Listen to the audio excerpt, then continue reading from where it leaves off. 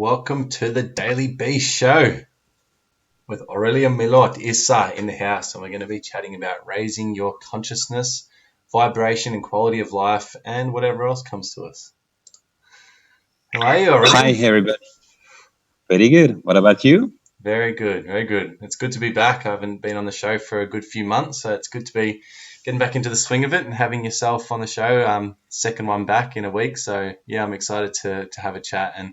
And to tell you the truth, man, the first time you jumped on, it had such a good response, and so many people just loved hearing what you had to say, sharing your wisdom and your knowledge, and all the things that are coming out of Shanghai and Bali over there. And yeah, you're really changing the world with some amazing stuff. So I'm loving having you on here and sharing you with the world. And yeah, looking forward to what we're going to dive into today.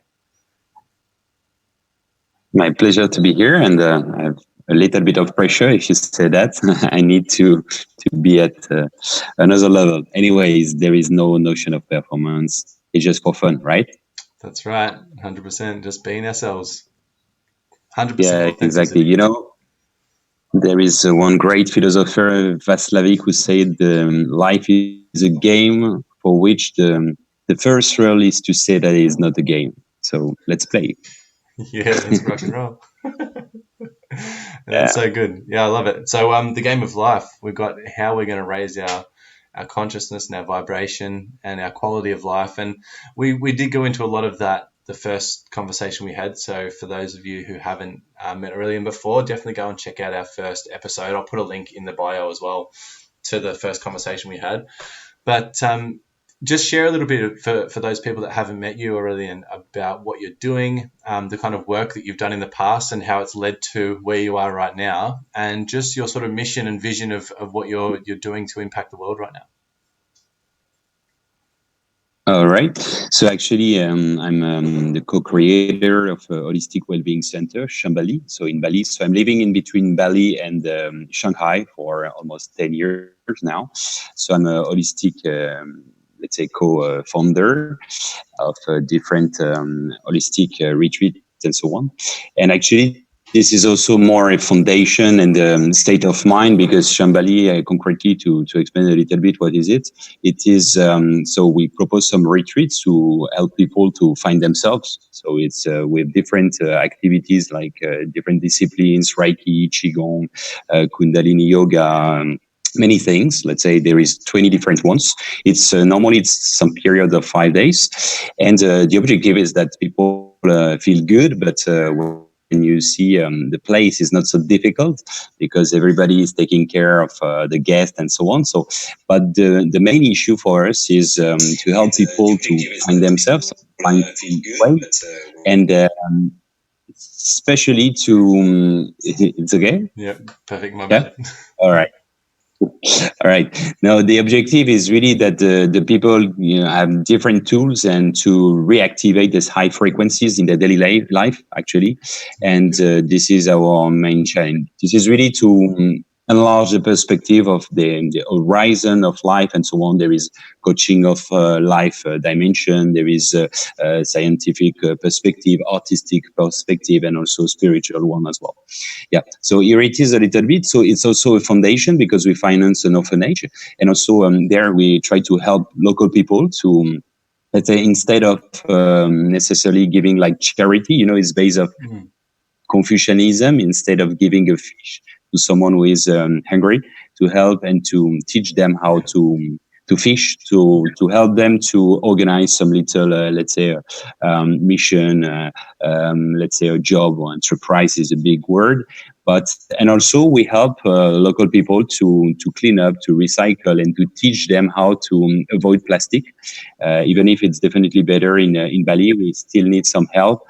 And so it's concrete approach of what we teach in the sense of, well-being. There is a double sense. Most of people think about happiness, but it's a matter of fact, it's true, it's harmony, a quest of harmony, but it's also well-being in the sense of good behavior. And because we definitely think that, as Gandhi said, be the change that you want to see in the world without any pretension. We try actually at our humble scale to help people and to do some consequent things. Mm. And beyond of that, there is also another project within that, which is Shibali Foundation, in the sense of a giant, very gigantic database with the good ideas of the planet, that you say inspiration of the past and from now, and just to help people. So it's free access for the people to have good inspiration, and because we are always focusing on the news, let's say, on the negative points, and actually there is as much as good as bad news in a certain way, but we are always conveying actually the bad news, and actually many things are happening in the world, and the goal is really to focus on that, and also to organize ourselves to just to help and to try to make a better world. It sounds to be a little bit Teletubbies, but it is a real deep philosophy, and it is actually the fruit of many years. So it's not only me, of course. There is a group beyond that, and this is also the restitution of. A lot of knowledge from different culture. From personally, initially I choose business, so I'm in parallel. I'm CEO of a company of textile fashion industry, so nothing to see.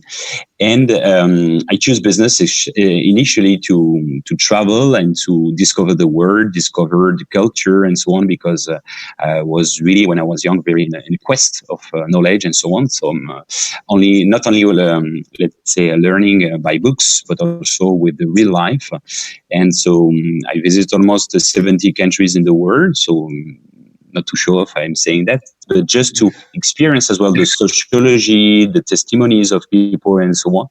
And so here it is, my second activity, and my third one, I'm professor for different business schools, so MBA students, or entrepreneurship, this kind of thing, business in general, negotiation, this kind of thing.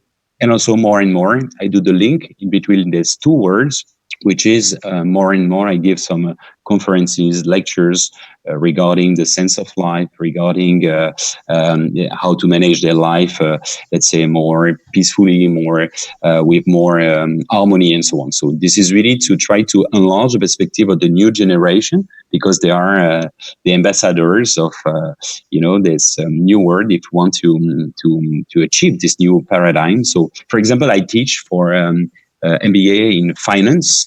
So I really try to explain what concretely is finance, and it's not to criticize necessarily, but for the people be aware about that. Personally, I study finance and business initially, and especially finance to understand, and to go inside like a Troy horse, and also to try to establish at my humble scale, let's say, some values, some let's say kind of respect. I handle and I follow a lot of theses with students with ethics, eco-friendly things, and so on. A lot of projects like this, and so I try really to use and to combine the different, let's say, angles of what's the life offering, and I really try to apply what I call, and I baptize my holy style of life. Like holistic. Mixed with style, holy style of life, which is based on kind of spirituality, value, and so on in the daily life, because it's a matter of fact. Life is violent. It's easier to be, zen and so on in the retreats, in Bali. That's fine. But in the difficulty of life, this is probably more challenging and this is probably where I learn more the operational things like mindfulness, like the capacity to manage the stress and so on. And so now I teach that to my employees, to my students, and to the guests in Chambéry region. Just to give you to give people who don't know me necessarily a little insight. Insight. Here I am. I love it. Here I am. It is amazing. It's like the one of the first things I learned from my coaching and getting coaching for myself was that the work is done outside of the classroom. Like I meet my coach once a week, but that's where they give us a little push, a little nudge, or a little bit of a different paradigm to take on. But essentially, the practice and the work's done in the brutality of day-to-day life, and that's where you really get to embody and take on whatever lesson it is that you're going through in life at that point. So I think that's also for me Issa, is one of the things that I've really been drawn to bring to this show as well, is that more grounded approach to spirituality and living day to day, and collaborating the ideas of running a successful and profitable business with having that higher vibrational consciousness and self-awareness, and just keeping yourself on that trajectory of conscious evolution, but while being grounded at the same time, and being able to have successful relationships, successful business, just be a success overall, and have that, like you said, that wellness in all aspects of life as well. So it's again just like the first conversation we had, and it took so long for us to get on, and we knew it was going to be amazing. It doesn't surprise me that the sort of things that I've been mulling over in my mind, and the things I want to bring to this, is basically exactly what comes out of your mouth, and what you have been delivering for years now, and what you continue to do. It's great.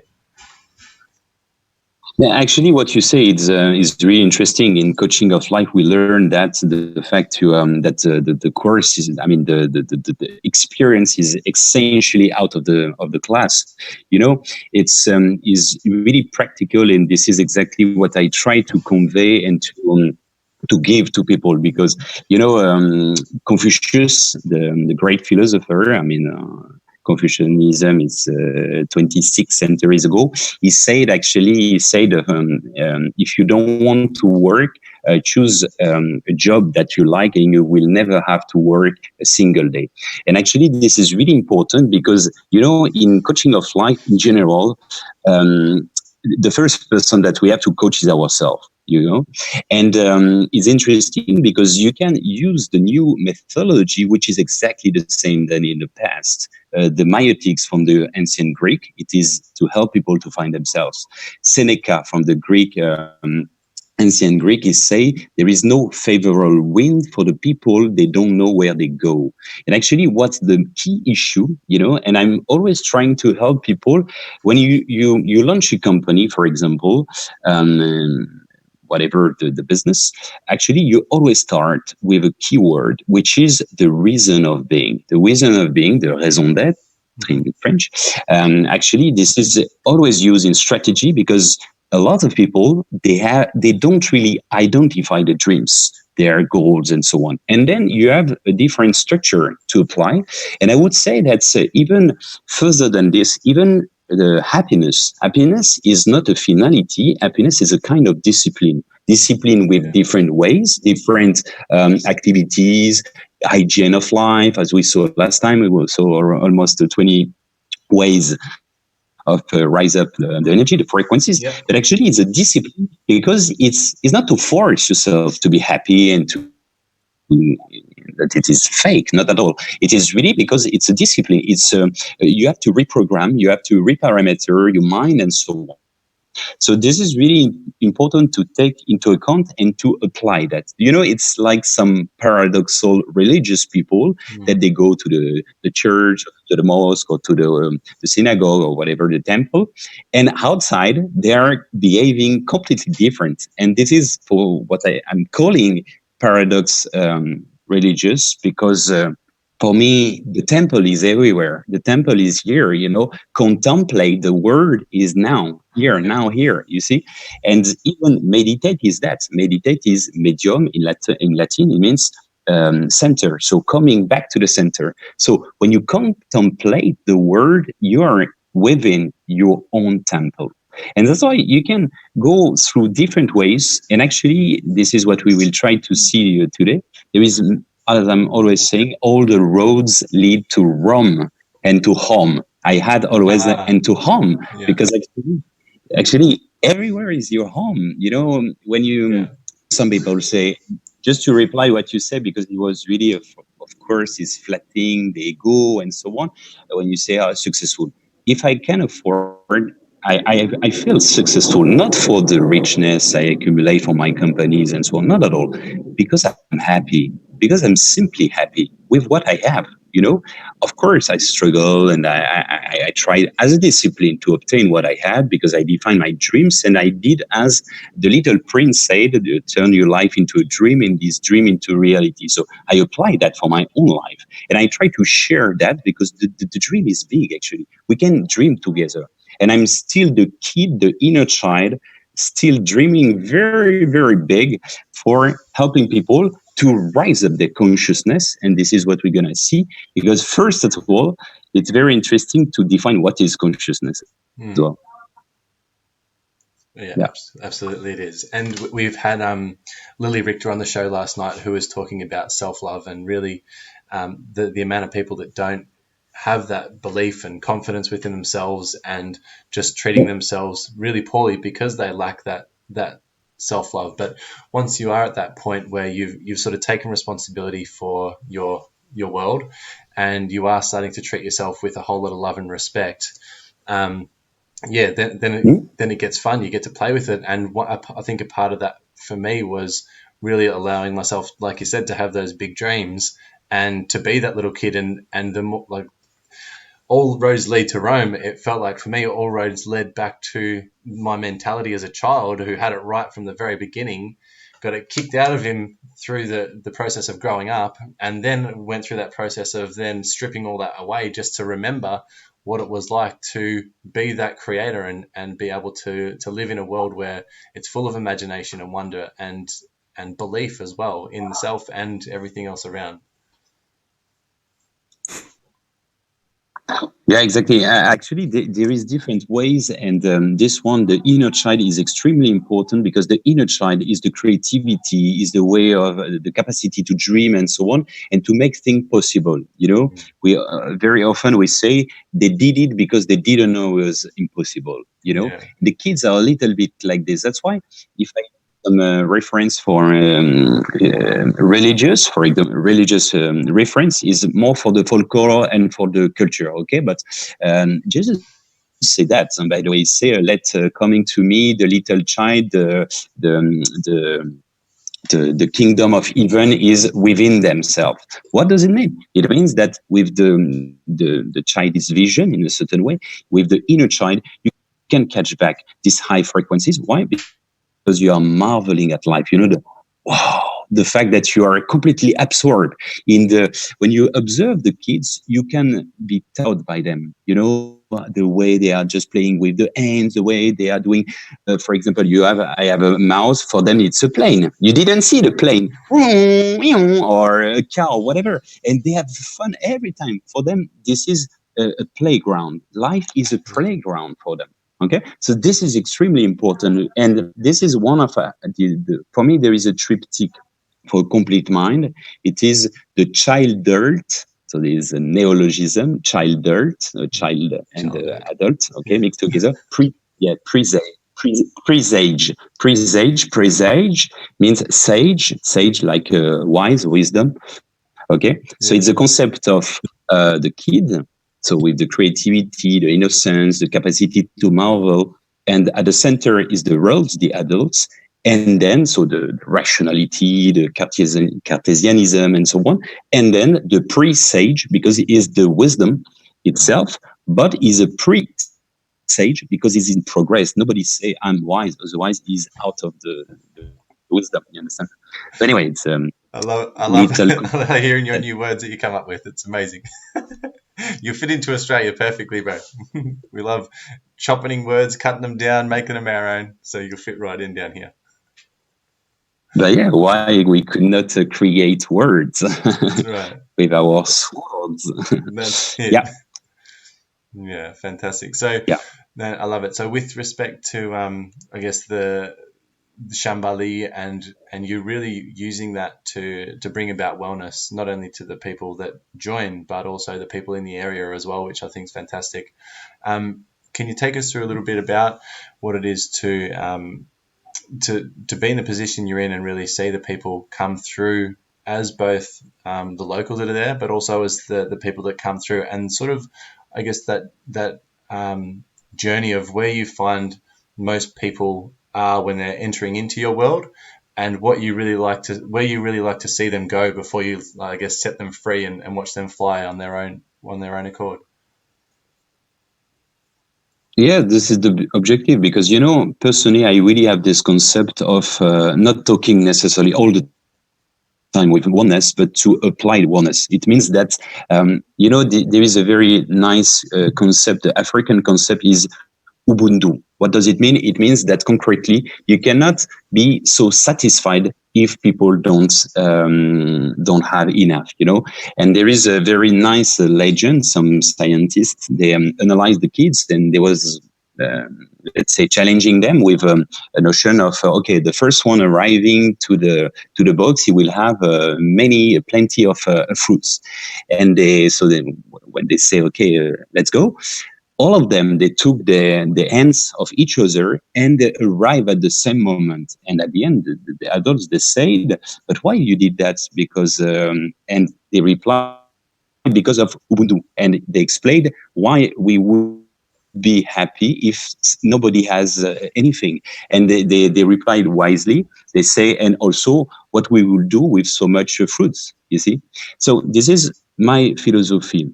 Doesn't mean this is good or bad. It's just my philosophy in the sense that I cannot have necessarily and drink. I don't drink alcohol, but drink a bottle of champagne for myself. I want to share, and probably also because and today is my second birthday in 98. This date, 8th of July. It's really nice. It was in 98, Okay. and before that, I've been really in a, let's say, bad mood when I was young and so on. And I really, let's say, struggle and to find different ways to catch and to have this permanent harmony. So now, it's like some people, they have a therapy and they want to help people when they have a trauma and so on. It's a little bit like me. Actually, I was not born, sorry, happy in a certain way. So I had a quest, an inner journey. And now the goal is not to that the people use as a copy paste, but at least that I give them some different ways for them different tools for them to find their own way, let's say. So it is a little bit what we have in mind, and the people in Chabali, because I'm not the only one. We are six. We are the co-founder with my partner, my wife, and also we have four different practitioners, all talented, all with different sensitivity and so on, and different paths from different parts of the world and so on. So that's why it's really rich combo. Yeah. Yeah, beautiful. What when you're in the I'd be interested to hear when you do go into the universities, and especially in like you're giving business lectures and finance lectures, how much of your practices and teachings in that setting are really welcomed openly, and how much is really new information for them? Yeah, what's the sort of reaction and the response you get in the university settings? To be frank, without any pretension, so far I had the best marks and rates of the campus in different schools, and most of the time is in between 95% and 100%, depending on the years. And even people, because I inject on different kinds of even some spirituality, morality, and so on, but everybody finds something, because I really try not to do proselytism. It means that I don't want that people adhere to my ideas necessarily, but at least, and even, when I ask them, I start the course asking them the reason of being. Some people say, make money, and that's fine for me. Yeah. I just want them to question themselves, just to be aware, to be conscious about what they really want in the future. So of course, my philosophy is money is a good servant, but a bad master. But then it's up to them. If they want to make a lot of money, and probably when they will be 35, 40 years old, maybe they will feel that there is something missing for them. Maybe, but it doesn't mean that money is bad. I really insist. But I just try to push them to question themselves. And this is there is an awakening period, as a matter of fact, and it's amazing, that's great. But in parallel of that, we can see that a lot of people are completely brainwashed with the pleasure society, with the, we will talk about this probably, with the notion of ego in the personality and so on. And people believe in their personality in a certain way. It means that in the materialistic world and this illusion of reality, and they actually, so they're kind of lost or completely in an illusion of sensation, a party, fake friends, and so on. And at the end of the day, sometimes when they wake up, if they wake up, of course, they just realize that they are completely in when they are 40 or more. And I met so many people like this, on the paper, they have a great career, they have a nice family, they have cars, all the, they tick in all all the boxes. Yeah, exactly. And at the end of the day, they feel incomplete, and they have like existential question: what's life? What's the reason of life? What's the sense of life? And so on and so far. So I'm not at all saying that the materialistic world is not good, not at all. But at least to be balanced, you need both. I mean, both, and to be in a questioning all the time, because there is no finality. Personally, I'm always starting my course with my students, saying them that I'm a student of life, and it will be until the end. I mean, the end for the next round, next chapter. You see what I mean? Because otherwise, I'm dead. I'm a ghost. If a zombie, if I'm not learning every day and so on. So anyway. So tell me then about the personality. What is personality, and how does ego fit into that? And just let loose on on what personality is to you. Yeah, actually, it's very important to define and to be clear. And behind of that, I could even add two more definitions. So ego, personality, identity, and even, let's say, individuality. Okay, so let's start. Ego, probably the most difficult to define, because I will define it with a religious way, which is not actually. Ego for me is edge God out. Okay, God in the notion of great overall dimensions.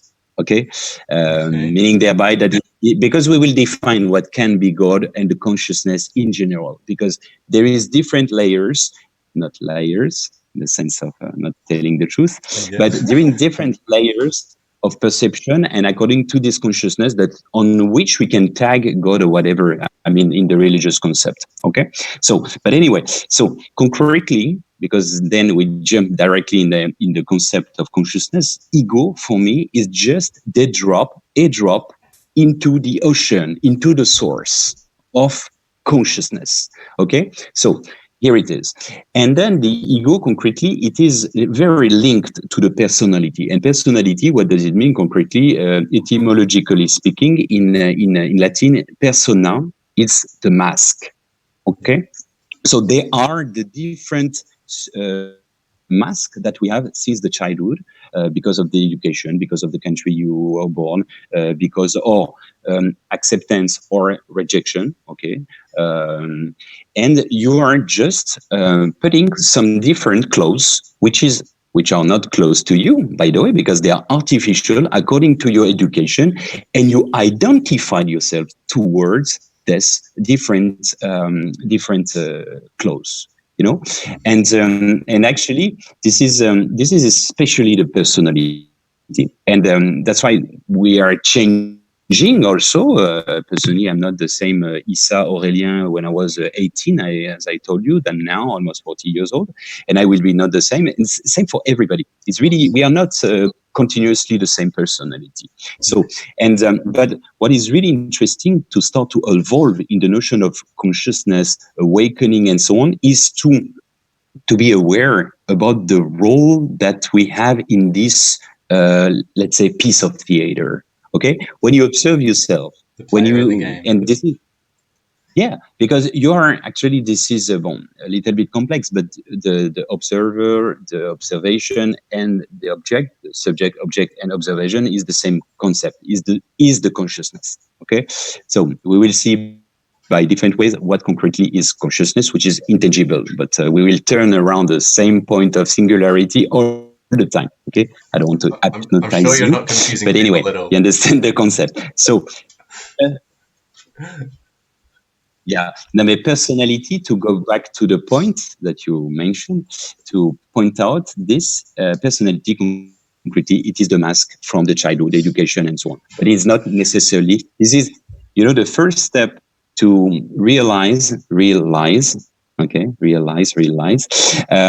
to understand that actually what we have here, and this is what the Hindu called the Mayas. The Mayas are illusion, IL, like seek, illusion. Okay. And the first step is to realize that this is just a big joke, is a cosmic joke or whatever. And just to realize that, and we are playing a role, sometimes, and when you are detached from the reality, when you are applying the mindfulness, as to say that you're observing your way, you're like, in a piece of theater. Actually, it's interesting because you let less impact of your ego. Okay, so the ego, concretely, if I go further, the ego is a recipient, is a glass. Okay, is a glass of this big source. Is necessary to understand the unity. We have been separated from the source, the consciousness, the big consciousness, and we are conscious with the small letter, okay, of consciousness with a small c, towards the big consciousness, the with a c. There is only one consciousness normally, but then you have your identity, you have your personality to find back this unity. Okay, so if I continue on this notion of personality, it's really important because actually you have two ways of seeing it. A recipient is just to contain you. It's a container of the source. Okay, so if you have a lot of, let's say, filter with it, if you are red, if you are whatever, regarding the different colors would be linked to your education and so on. But if you are transparent because you are completely detached from anything, actually you are very closer to the source. If it's understandable what I'm saying, you follow? Okay. So and the personality actually is a vehicle to reach the unity at the end. Okay, inside, inward, and outward. Okay, that's why this is the concept I baptize universe. Universe, universe. Okay, it means the universe within you. It means this is a resonant process, which is you have the consciousness, you have the big consciousness, and the consciousness is outside of you, is both things, and there is a resonance. That's why Rumi, the great Sufi philosopher, said, you are not a drop in the ocean, you are the entire ocean within a drop. This is the concept. And the all, let's say, insiders know that. What does mean insider? That everything is inside. The Greek philosophy in Delft says that um, know yourself and you will know the secret of the universe and the gods. It means that everything, every therapy, every kind of, let's say, coaching and so on is towards yourself. It doesn't mean that you become navel-gazing, selfish, that you only think about your face, your makeup, your little life and so on, your story and whatever. No, it's just that you are aware about the fact that, okay, you are playing your role in this game and you just analyze. And it's super funny to decipher the enigma of the roles. And just a little example. You can observe, for example, a couple. There is John and there is Jennifer. I don't know. Jennifer, she's completely absorbed by the soap TV. She's following for 10 years, And one moment she say, "Oh, John is a hassle because he's cheating at Jessica or whatever." And the husband looking at her and they say, "It's just a movie. It's just illusion, And when you are aware about this joke, let's say the fact that we are playing a role, it starts to be funny. And the game is starting really deeply. And what I'm saying is a kind of detachment. It doesn't mean that you are not part of the game. You are part of the game and you are playing as well, It was a game in a game, actually. All right. And another point for regarding the ego, actually, you can perceive it as a self, and self you can hear as well cell. Either is a prison, okay, for which the roles exist because you give an existence to them, okay, like people are bad, I'm the good one, and so on and so forth, and I'm good, and people are horrible, and so we are in a small box, and can be a country, can be a community, can be whatever, until a country of one person, your personality, and so you have the choice to say that, to see the ego as a limitation. Either you feel the ego as a cell of a an amazing cosmic body.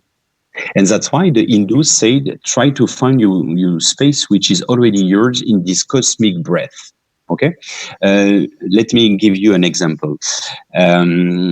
Last year, France won the World Cup. Okay, who won?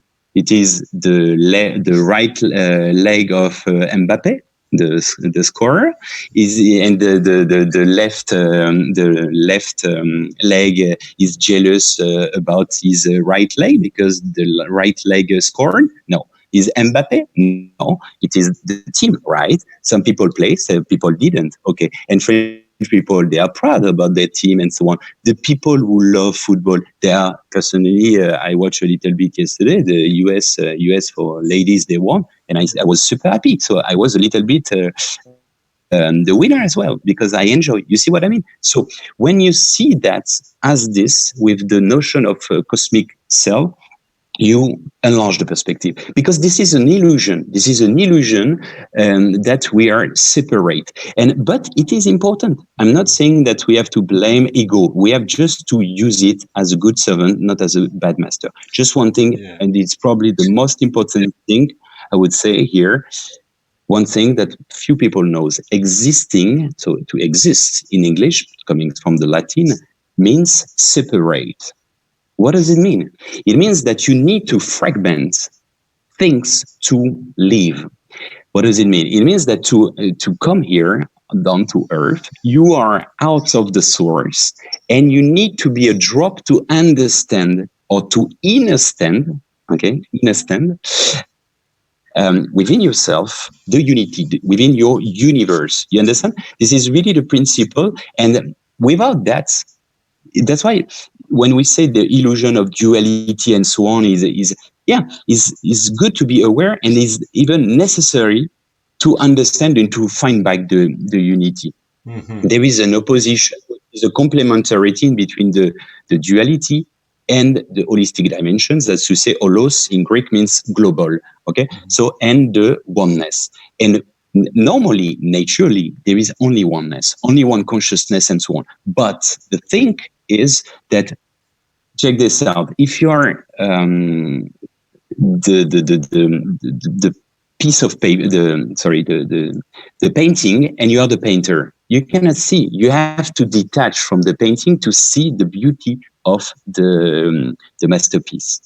Okay, and it's the same phenomenon. That's why a lot of people, and more we say that without the religious question, but that's what we say, that God is experiencing himself through us, and we are in a process of experiencing God through within us, within ourselves. Okay, this is a little bit the notion of ego and personality. So then, okay, how does that bringing it sort of grounding all that down? If you're in a lecture, in a business lecture, how do you go from speaking on duality and non-duality and having that detachment and playing this game, and then switch to how to create quality of life through following your passions, through creating a successful business, or can I ask, maybe, is it that when you have that broader perspective, you actually just go forth and take a lot more action and confidently and in the direction that you just feel like going, because you know that it's just a game. So you don't have as many, the limitations that once were there aren't there necessarily anymore, because you just see them as just this illusion that's in front of you anyway. So is that the impact that it has, or how do you then go on and give tangible, practical advice to go and, say, build a business, for example? Yeah, actually, this concept of playing a game is definitely, when you have a ludic dimension, you learn definitely faster. Okay, you enjoy life, and it's proved when you see the Silicon Valley. They understand that for decades now. Okay, when you enjoy, when you like your job, when you do things that you are good at, and so on, when you like it, you are more. Do you know a lot of prime Nobels, physics or whatever, who has been tortured to find a pattern or to find an amazing idea and to be prime Nobel? No, Okay. they were passionate by what they did, So when you have fun in what you do, so I have many tools for that. We do a lot of simulation, negotiation simulation. I use a lot of empathy as well. Empathy for negotiation. Just for example, I ask them to find for 10 different topics, really delicate topics, most of the time I ask them to have some pros and some drawbacks from both sides, and then according to the belief, I ask them to defend the opposite case. Okay, so it is, because for me empathy is something that and I remember I'm saying for almost 10 years, even 15 years, sorry, that it should be a course, because empathy, it's the basis for a new word. Empathy, what it is you put your consciousness on the consciousness of someone else. And it means that you have the integrated system of thought of someone. Everybody think he has the reality. He take the truth. We say that the truth, it was like a broken mirror falling down, and everybody take a small piece. And by reflection, you think it is the truth. If I use the Rubik cube, I talked about that last time, I think. Yeah. But if I show you the Rubik cube and I say, okay, Matt, what do you see? What's the color you see? And you're gonna say it's a green, and I will tell you, no, Matt, you're crazy or what? It's a range, and someone else here, the midget here, maybe he will say, I don't know, it's yellow or whatever. You see, and then what's the reality actually? The truth is this, like the reality, the absolute reality doesn't exist. I mean, it exists, but it's absolutely infinite. So it's impossible for us as human beings, as we are finite, to realize or to understand it. So concretely, the absolute reality of absolute truth is the sum of the all subjective realities. So concretely speaking, to come back on the point, that's why it's interesting, the empathy. Why? Because concretely, once you integrate the different system of perception of people, the more you are closer to the source. And if we could have the opinion on everybody on the planet and being completely detached about that, to understand that, for example, this guy has been a murderer because, I don't know, he has been traumatized since his childhood and so on, it doesn't mean that you excuse that, but you can understand the path of this person, and empathy is one of them. So to come back to the point, in my business school, for example, in the business school, because I'm teaching in 5 different business schools, so in Shanghai, in Paris, and essentially.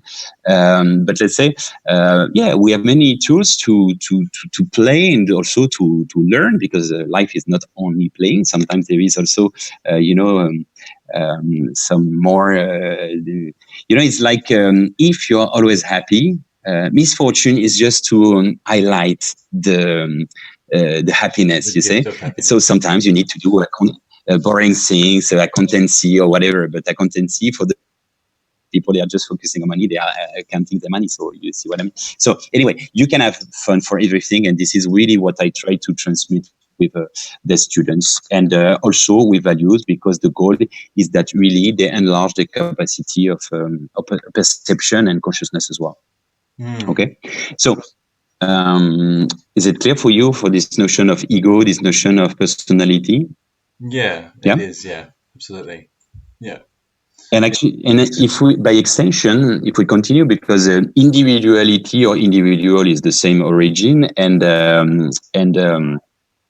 Also, the notion of identity, what is interesting, because normally your identity, when you show your passport and so on, Yeah. identity means same. So it means that in terms of human beings, we are same because we are men and women and so on, but we are same. Yeah. Our identity is a common wall already. And if we go further, because in Latin, idem means same. Okay, so identity is this. And beyond of that, if you see, for example, individuality means indivisible in English. Sorry, yeah. It means that you cannot separate. So you are a wall because you are yeah, you are already your own company. You are a wall, and also because not a wall, huh? A wall, and yeah, not a great wall neither. And yeah, working in China for 10 years. Yeah. Yeah. So anyway, it can be, when you play like this with the words, this is what we call in the mysticism, we call that the green language, or we call that the language of birds. Okay, whatever the language in Arabic, in French, or whatever, in Farsi, whatever, we use this kind of thing. I will give you some other later, like universe, as I told you, but I will play with the words like this as well later on. But this is interesting to understand that, individuality means that you cannot separate. So individual, we cannot separate themselves. I mean, Yeah. as a person and also as a community, we cannot normally separate each other. And this is the big illusion, and the point of the illusion was through the French René Descartes or Descartes, who separate the ego with the environment. Okay, by this moment, actually, concretely, there is. I'm not saying that before they think globally and so on, like animals, and they for example, they no, but they are at this moment with his famous "I think, therefore I am," which is, sorry to say that, partial subjective reality. You see, I'm politically correct, but anyway. And by the way, it would be too long to explain that this is only history, which kept in mind only a path of, a vision of Descartes. Normally, it was much more holistic than that, because actually he used this technique of separate the ego from the environment to understand better afterwards the big picture, with this notion of I'm the painting and the painter at the same time. Yeah. So I'm on the surface, and I need to extract to understand the difference. And this is the whole reason of being of this existence right now. Existence, separation, and you have that. The great book of life is that when you observe nature, you have that. For example, and it's written in the Quran, for example, and this is the following actually. In the ocean, you are in Australia, so you know that you have the warm current and the cold current. Why? Because it's creating the duality, creating a dynamic, a dynamism, creating the climates and the change of season and so on. Without that, it's a stagnating water, like normal water in the lake, and actually you don't have climate, you don't have life. So the duality. That's why a lot of people nowadays are afraid about the homogeneity of the society, everybody copy paste and so on, which is a matter of fact, and because you can preserve your differences by having your own identity, and actually this is the principle of the Babel Tower, the Tower of Babel in the myth. No, the Tower of Babel. Babel, Babel. You never heard? No. It's a kind of this is a myth in the Bible, and actually the civilization has been completely homogenized, and actually they start to touch the sky, and God separate them. They create the language to separate them. Yeah. And also because this is implied through that, the metaphor is the fact that you separate to find you back. So God experienced himself through ourselves. Okay? Yeah. Okay. Absolutely. And having infinite experiences. So this is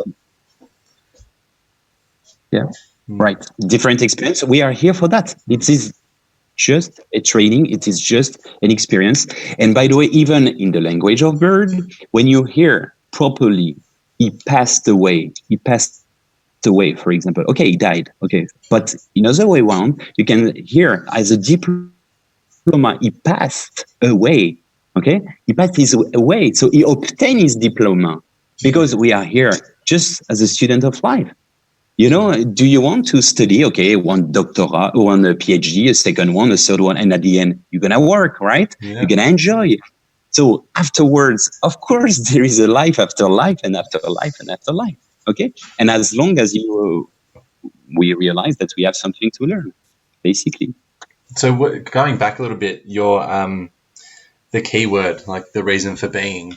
I'd love to know what yours is for the Shambali, but also do you have one for yourself and for your own life as well?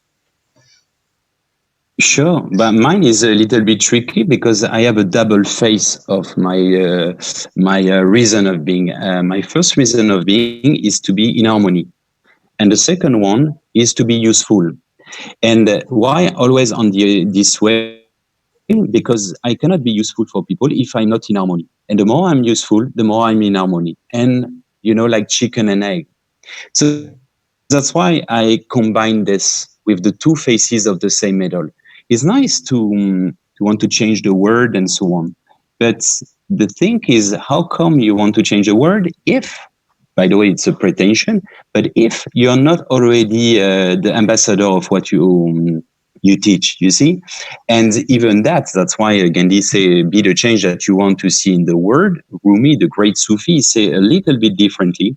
He said the following, something like, when I was young, I was clever. I wanted to change the world. Now I'm wise and I change myself, Yes. And also because when you know as an insider, when you know that as much as you change, you have an impact because there is a resonance, because you are the universe. So the more you change inside, and the more there is an impact to the people. Otherwise, you become a dictator, but you cannot force people. They have their own path. That's a matter of fact. Okay, and even the worst thing that we can see is a part of the divine blueprint, if I can afford, and also to see the difference of what we are not, for example, at least for now. You see? And if we are not all clones and all copy paste and all the same, it's very boring. What's your identity? Show me your identity. My identity or my personality? Well, your identity, the same as everyone else. Boring. I am I'm human. Human. Ben, But basically, yeah. Are you okay? No, that's it. I'm from this amazing race and on the planet who is able within a half century to destroy half of other race. So probably the less evolved in terms of consciousness. But yeah, we try our best, right? But trying is not succeeding. Yeah. We are here to help each other, right?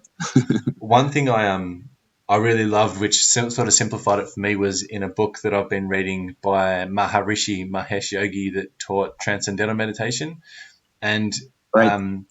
the way he explained it was just so simple, and I love it as well. It's that the cosmic consciousness or the non-duality is essentially having infinite experiences, and the key word for the unity of everything would be the infinite experiences.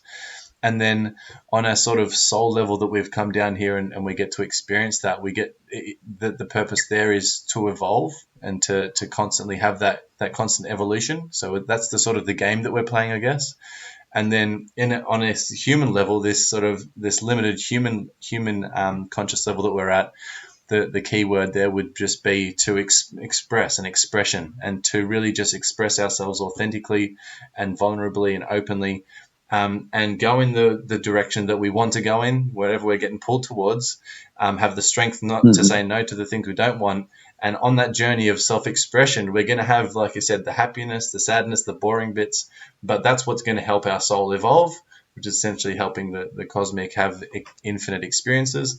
And so, like you said, when you can just sort of detach from that, the seriousness of the day to day of the illusion of Maya, you get to have those experiences, and you get to freely express yourself more openly. And you know that's a part of just the infinity. So even when I stubbed my toe and broke my toe the other day, I was like, well, that infinite experience needed to happen at some point, so it might as well be fucking right now.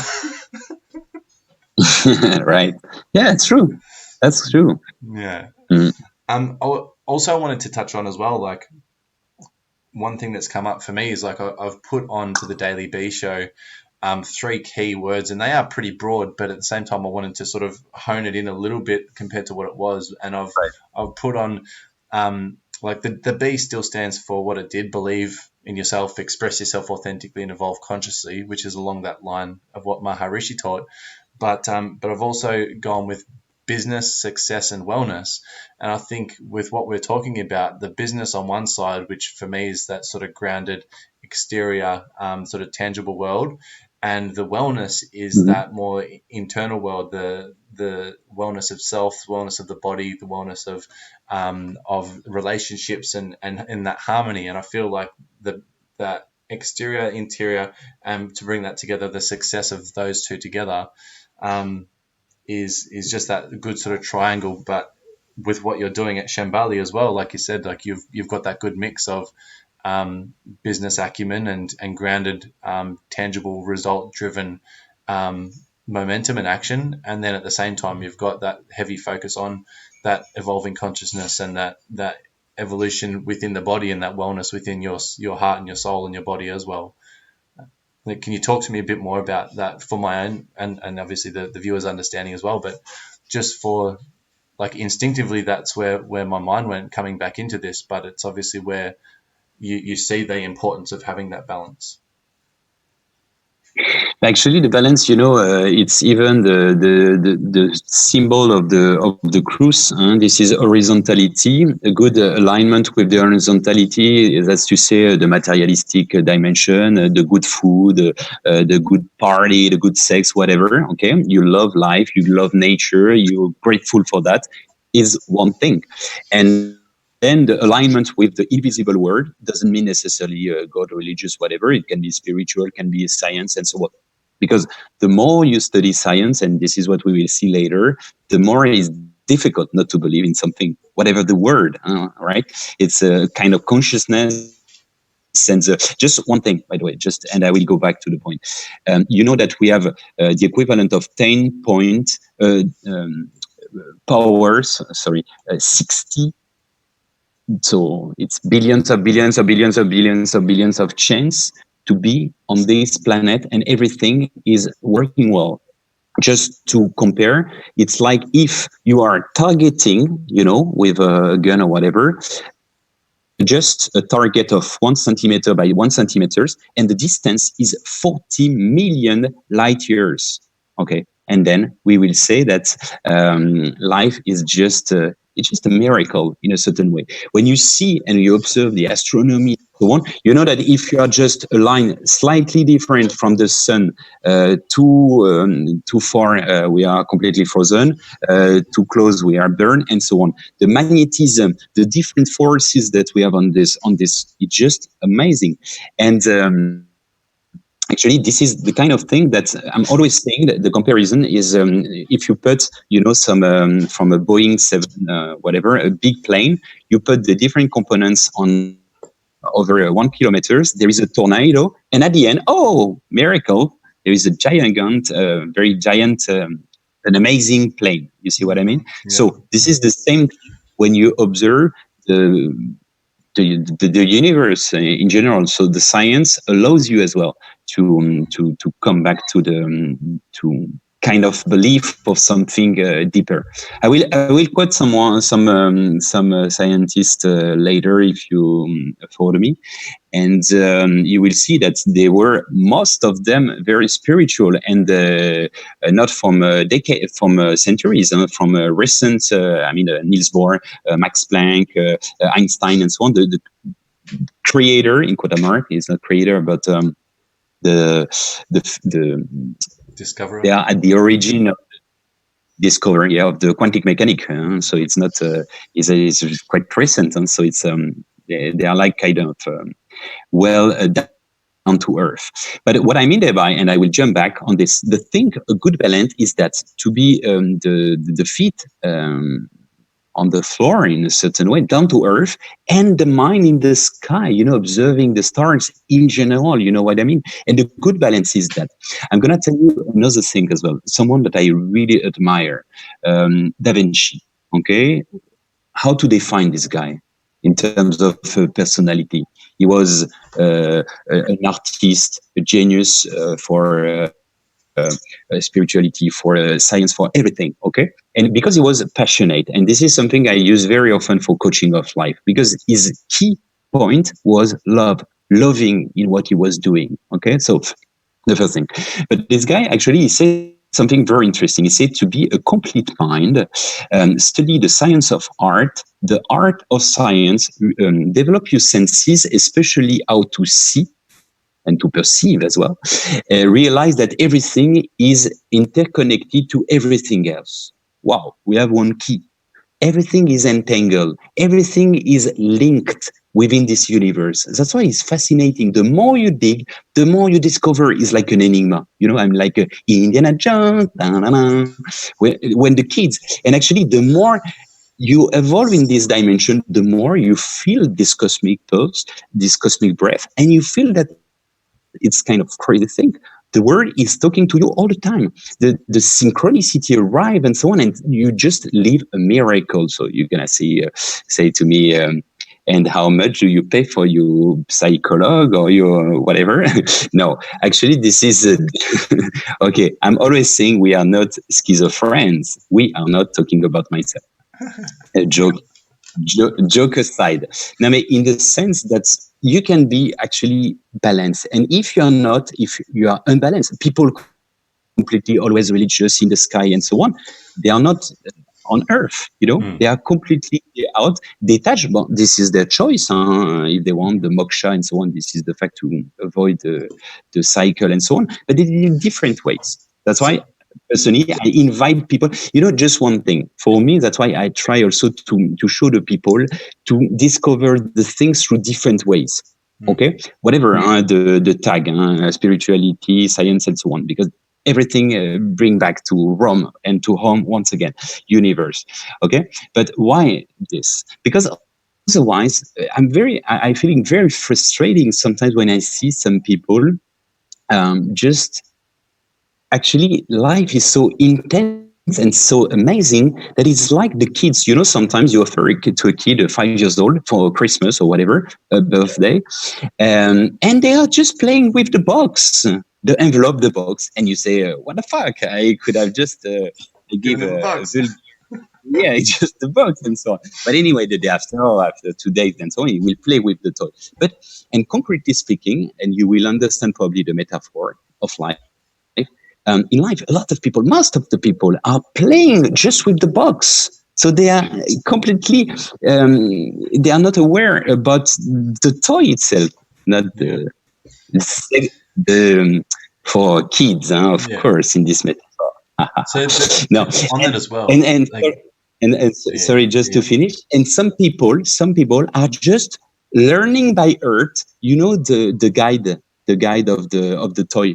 They are just focusing on this. The manual. Just the manual. Yeah, exactly. And they are just learning all the time, learning the manual of the toy. They are not playing with the toy. They are just learning the manual, and maybe they will learn in different languages and so on. It's a metaphor, subtle metaphor for the people only focus on the holy texture, holy scripture, for example, and they are completely out of the practice of the cult or the spirituality or whatever. If I'm clear. it is a very fine line. It seems to be between psychosis and enlightenment. Would you agree? Right. Kind of, because if the person would pretend to be, let's say, enlightened, and some people say that sometimes, I'm always, it's a process. It's a process. It's the same process that saying I'm wise. No, it's you're in the process of lifting your vibration. Okay, this is the principle of ascent. Is that is not necessarily to go in the sky. It is a metaphor. It's rising up your energy. This is the principle of Christ. This is the principle of Buddha. Buddha, what does it mean? It means, in Sanskrit, it means enlightened. Okay. And by the way, you have the key in English, light and light. Okay. Light. Okay. You are in the sky. And by the way, even that's when you are in love and so on, you feel like flying. You have a butterfly in the eyes. But if on the other way around, you are EV in the matter and so on, you have matters, by the way. You are in the gravity's grave, you see? And this is the notion of frequencies. So even that, the fact, the paradise, the hell, and so on. What the hell? It's here, right here. If you put your glasses of hell. Okay, today I decided to be annoyed by the word because I'm in my prison and the word is bad. And so I will have the resonance of my feeling. I am what I think. And the word is what I think as well. And on the other way, that's why when we say the beauty is in the eyes of the people who see it, it's true, but on the conversary as well. The contrary is true as well. If the darkness is in the eyes of the people as well. So all the time is interesting to realize this kind of thing. And the matter. Sarcastic, enlightened, I don't know. Yeah. It doesn't matter. People will think what they have. They will take a little bit of. They will. Whatever. It's fine. It's fine. Yeah. It's fun. Boom! It's fun. I love it. Sorry. Don't be sorry. It is, and when people make things matter as well, like you're saying, when things matter and there's this attachment to it, it just has this dense and heavy energy, just like material things. And the matter problem and also matter materialistic. Yes, that's correct. Yeah. And this is never innocent. The word are not innocent. The word in English or whatever the language. I say maybe last time, even the words, the swords, okay, the peaceful swords. But this is an energy. This is a frequency. Okay, do re mi fa sol. Okay, it's the same one.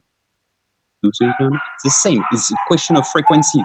If you want to discover the secret of the universe, things in terms of frequency, vibration, and energies. This is Nikola Tesla, a great scientist. Okay, everything is that.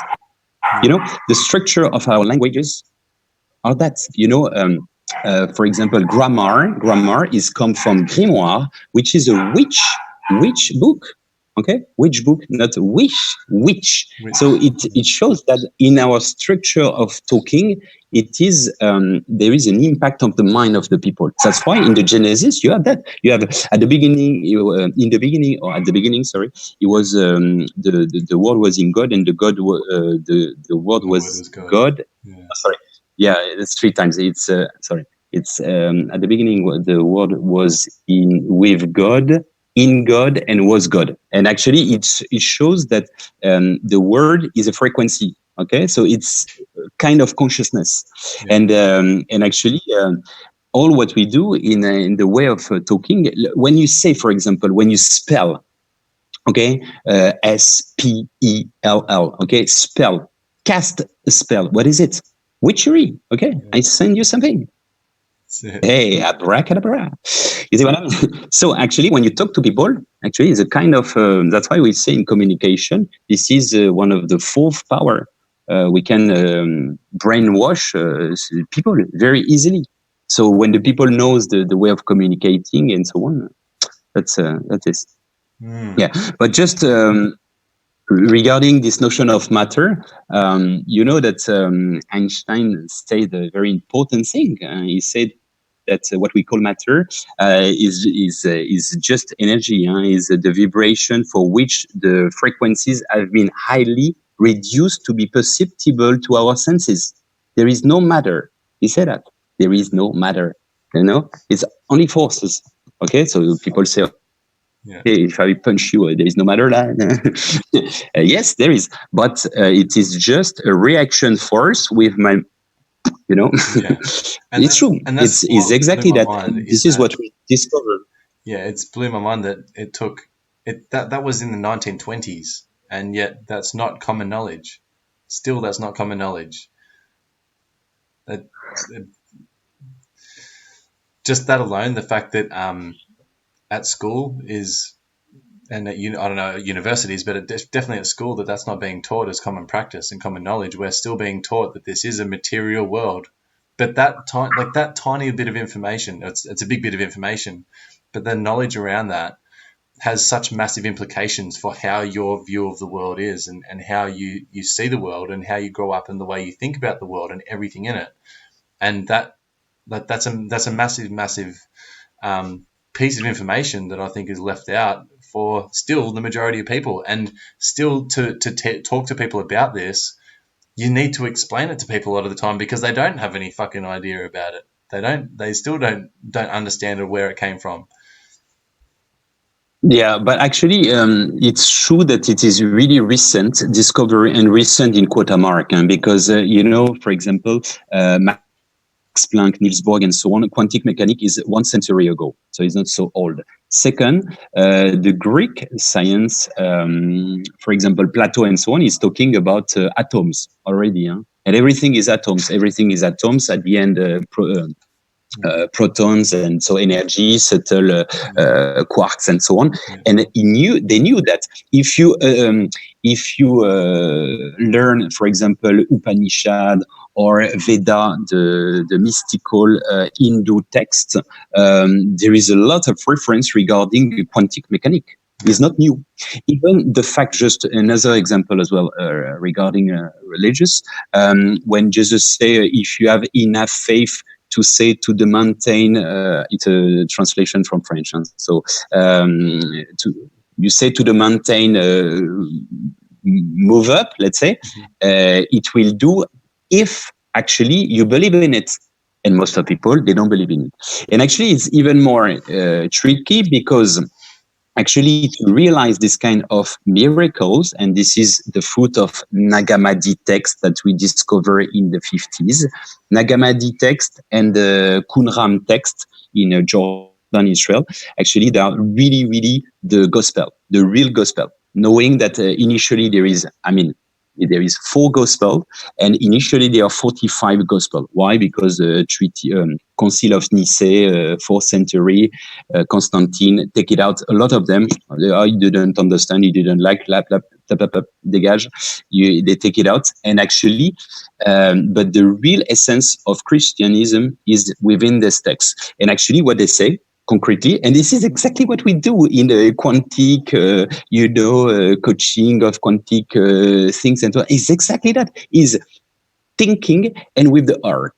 Okay, you feel, and concretely, what is it? The technique is basic. It's just the fact to visualize, and with the art, meaning that you feel and you are already grateful for what you are asking for.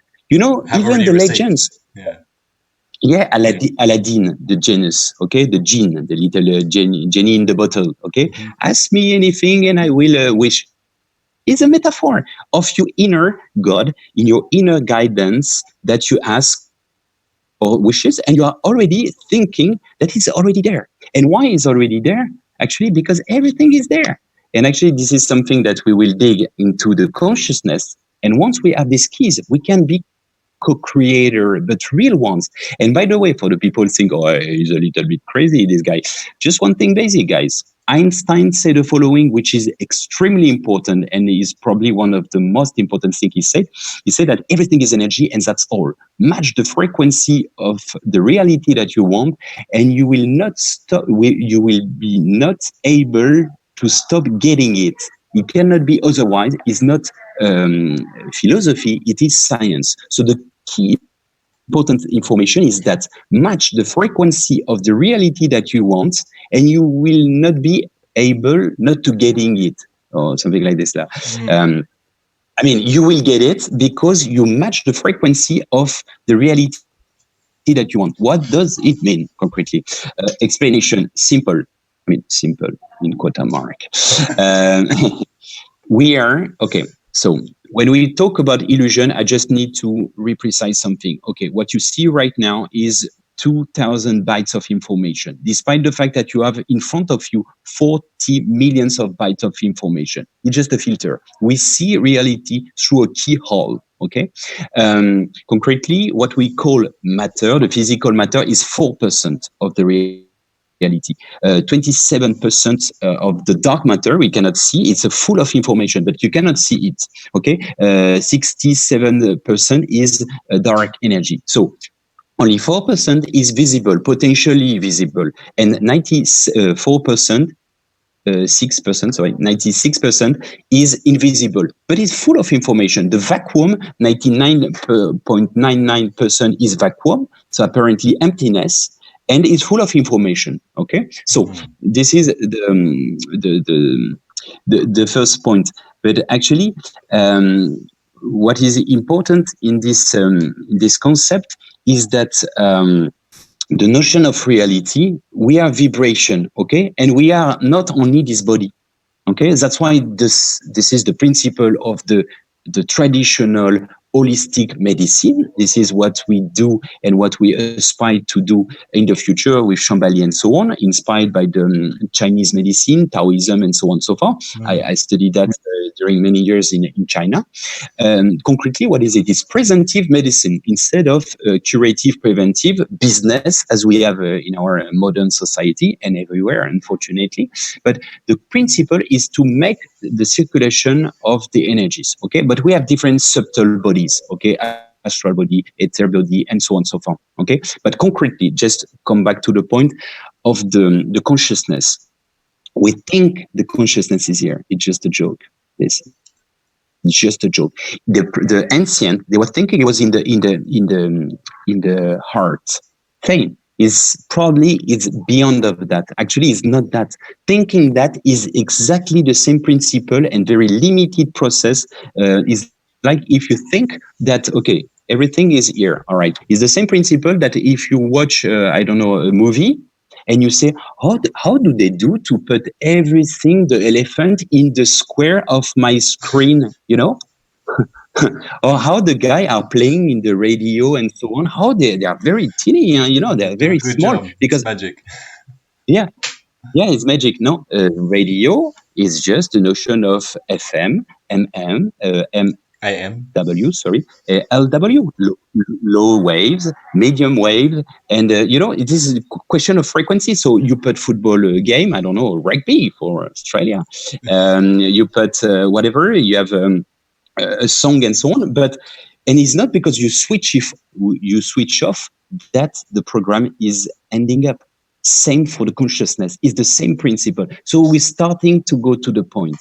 There is a big difference in between the consciousness with a capital letter, which is here, everywhere, through everything, the presence.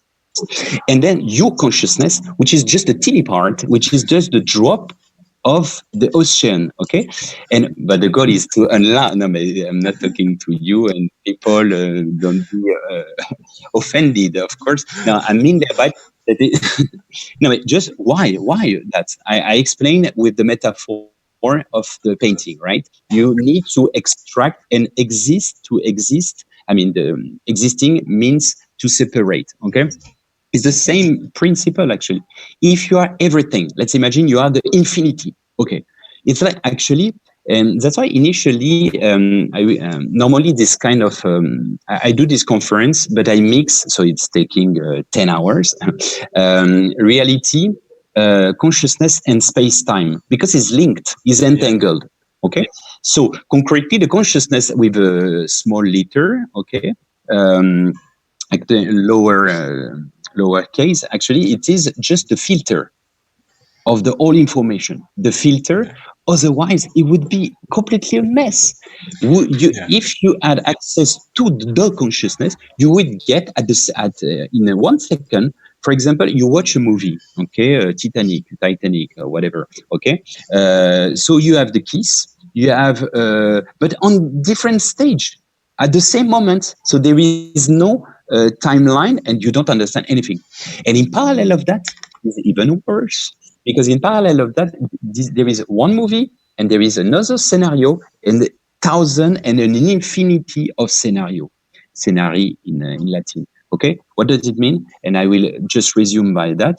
One thing that I repeat very often, which is all exist already and all ready to exist. What does it mean concretely? It means that everything is here. The all information are here. All the scenario has been but you just match the frequency of the reality that you want. You just choose. And this is the notion of destiny. Destiny, fate, some people think there is only one line. Okay, there is one, and there is another one, and there is another one. And if you see, actually, it's like a sphere, an amazing sphere of consciousness, and everything is everywhere. But just we have to choose, and that's why I will reuse again this notion of language of birth. When you have the notion of free will is okay. I manage my life and so on. I choose my scenario. I'm co-creator and so on. But you can also hear free will in the sense WHEEL. What does it mean? If you don't have brakes anymore, you are You go you are fast. just you get fast, and also you are passive in your destiny. Mm-hmm. You understand? That's why this is very important. People believe actually all what we are emitting in terms of frequency. This is the law of attraction. This is what he said, Einstein. Okay, Mm-hmm. so the people say, "Oh, it's bullshit what you are saying. Look at me. I'm always attracting and always have problems in my life." Yes, because you are vibrating low frequencies. So low frequency matter. You have problems. It's a Okay, matter of fact. If I so can let me afford. ask then, if I want a Ferrari, or if I want to find the love of my life, or if I want to make $1 million, is there a way of finding out what the frequency is of that, so I can then work towards making that frequency? And how do we do that? Right. Yeah, exactly. But actually, this is one thing. Well, it is really like the law of attraction, the whole story about The Secret, the movie, which is really money oriented. And that's why uh, when you know this kind of secrets in quote mark, then the morality intervene. Okay, why? Why do we want a Ferrari concretely? Okay, use it, and after 1 year, 2 years, 5 years, you will realize that maybe you can do many other things with it. Okay, or I respect. Okay, you do it. You know what I mean? So it's actually this is we say in alchemy. Alchemy is the fact to transmute the different matters. There is 7 stage, and the last one. Okay, people think you start from the plumber to the gold. There is only 6 stage, but this is not that at all. This Okay. the last one is or in Hebrew. It means actually you have in the Kabbalah you have actually it is the light, but not the photon light. It is the light. It is the divine light. Okay, so the quest is that the light of and in Arabic is the same. It's nur in Arabic. Okay, so the quest is the light, the divine light. And concretely, we say in alchemy, if you're looking for making gold, you will never succeed. And if you can make, you don't need anymore. You know? It's true. And by the way, in It's the French, fucking fun of the game, isn't it? it is super funny. And by the way, in my name, the language of bird in Aurelien, so Issa, but Aurelien as well, or means this, divine light, and lien means links. That's why my life is that I try to make links in between people, in between the holistic dimensions to science and so on, and to try to help with my humble let's say a scale. And when I say that is not a pretension, I not pretend to have the light. Of course, I just try my best, because in the alchemy, the objective is to polish our philosopher's stone. And what does it mean? It means that you take it out. It doesn't mean that you become Mr. Nobody and you have no personality anymore. Not at all. It means that you are aware about the illusion, the mask, and then you try to be just not to have any resistance. You know, the resistance is that when you know what is Reiki? Reiki key is a key to understand. No, the key to open up the door of consciousness. Now, Reiki key in Japanese, it means chi energy. Yeah. Chi, it is in Chinese, and ki, this is in Japanese. This is the same principle than prana for Hindu, Buddhist, and so on. Okay, so it is the ether that we have in the ancient Greek philosophy. Okay, is the fifth element. The fifth element, it is entangling everything. Okay, fire, earth, and so on. And the fifth one is ether. Okay, so this is the point, and actually the goal in the Reiki is that you don't give energy to someone. You just let the energy circulating through you, and you give to the receiver. So the receiver has received, of course, the energy, and you receive as well because you are purified in a certain way. And actually, you can see this phenomenon is the same phenomenon that the miracles from Jesus, Buddha, whatever, it is exactly the same principle. And the goal of this is just to be transparent as a glass, just to be a good recipient for absorbing the source. Okay? Very cool. That makes sense? Yeah, it does. Yeah. So actually, we are surfing around this notion of consciousness in a certain way. And because consciousness, there is the source, there is Akasha for Hindu, there is actually there is a collective unconsciousness in the psychoanalysis, with Freud and Jung. So ether as well, or maybe dark energy, the vacuum, whatever in science. And actually, this is always the same thing. Universe is the same thing, is the consciousness. I can give just an image for the people if they want. Yeah. Consciousness with a big C, capital letter, sorry, it could be compared to a lava lamp. You know, the lava lamp in the 60s, 70s. Yeah, the parents have the lava lamp, and when you were a kid, personally, I was spending hours and hours with that. I wanted to break it. I'm kidding. Sorry. Naughty boy. No, but you have the bubble, concretely, the lava was a kind of consciousness. And then there it is separating, sometimes is big, and then it is transforming and so on. And actually, the consciousness is exactly the same thing. That's why Lavoisier, the great scientist, he said the following. He said, nothing is creating, nothing is lost, everything is transformed. What does it mean? It means that nothing has been created since the Big Bang.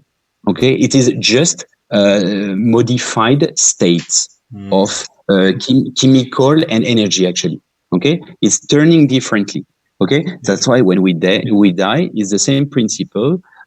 We still have the fluid of the consciousness through the soul is one of them. If I go more deeper in that notion of consciousness, personal consciousness, so we are in the psychoanalysis, okay, there is the principle of consciousness, okay, your ego, your mind, and so on. There is the unconsciousness, okay, you're not thinking about breathing when you sleep, or the cells are managing by themselves and so on. This is your unconsciousness. And then there is something behind that, which is the collective unconsciousness. Okay, the collective unconsciousness, this is something which is like internet. Okay, we have access to internet concretely. And actually, in terms of, I will quote Jung, which is the disciple in certain way of Freud, but for me is the father of psychoanalysis. But actually, he says something very interesting. But before that, I would like to quote an unknown scientist, but very talented, who is Jean-Émile Charon. Is a philosopher and scientist. And he says, in the universe, every atom is connected to every other atom through the substance, the esprit of antimatter. And every knowledge is potentially accessible to every atom of the universe. What does it mean concretely? Is exactly referring to what the Greeks said with Plato, the Plato's word of ID. There is like a cloud that we call consciousness, which is everywhere normally. But to visualize this, it is just what we call thought form or form Yeah. thought, Okay. thought form. You understand? Mm. Okay, it is intangible. Okay, so high because we think when you think, you put some electrode, they will record some frequencies and some energy. Okay, so when you think about something, you emit. That's why we are emitter and receptor at the same time. But Yeah. concretely, when we discover, and by the way, you hear that discovering, what does it mean? You take it out the cover of something already existing. You put the light of something which was there. What I'm saying now, if you are discovering it, actually you are doing some connection, neuronal connection in between your neural and the synapse. What is it? Electricity. You know? So, but they were there. That's why the uh, I don't remember his name, but he's great. Sorry for him. Is Gibral? Maybe I pronounce mal. His name is a Lebanese philosopher. He said, no man can reveal you anything except what is half asleep within you. Okay, so it means that's why we are talking about the cell memory. It's you reactivate something through an energy. I'm gonna tell you something. I had a retreat with a person. She said to me, "Oh, I'm not sure because she was Spaniard. I'm not sure about my English and so on. It's so and so on." And I say, "Okay, because it's a little bit deep, so it's maybe you should avoid." And she went and she said to me, I understood everything. And you know why? Because she was not understanding really word by word, but she was catching, because now there is a distance in the Skype and so on, but there was a transmission through the body language, the kinesthesia, as we call that, technically speaking. But and actually, we reactivate this. We have an access to the consciousness in a certain way. We can download regularly when you sleep and so on. We can have an access to different data, which is a part of what we call the collective in consciousness. And if I can afford, I will quote, by the way, Jung, he said, in addition to our immediate consciousness, it exists a second psychic system of a collective, universal, and impersonal nature, which is identical in all individuals. So it's just explaining that when you access to the world of dreams in a certain way, we are accessing to the same.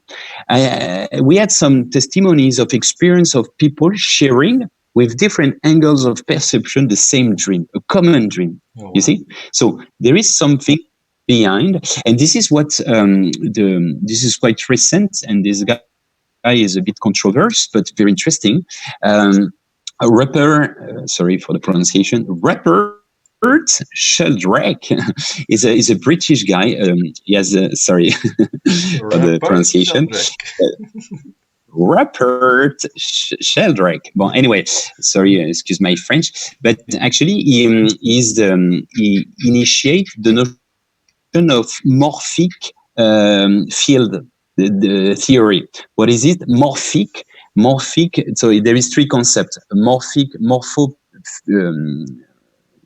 psychomorphic, morphic, and resonance morphic. What does it mean? The morphic is what you think, for example. If we are a lot of people thinking the same thing, we are co-creating the think. And so it's like a kind of the clouds. Okay. So we are bringing a certain energy and we reach the clouds. And the clouds, this is also what we call egregor. Okay. So, and after a while, when people adhere to a new idea and so on, the evolution of the mankind in a certain way, actually there is a condensation of that.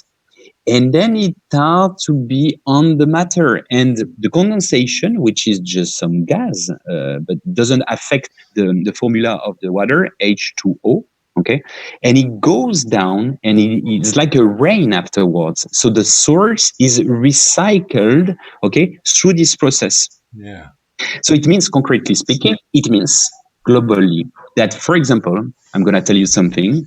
We prepared in Europe the Second World War. It has been desired. Not only we, most of the European people hide beyond the responsibility of someone else, the alter, the other, and so on. But people wanted this fucking war. You know what I mean? So they started to think about the war and so on. As we are doing, we are co-creating the people. That's why I'm always saying how to fight, because some people ask me how to fight against the conspiracy and so on, because there is some true thing in the conspiracy and there is also a bullshit.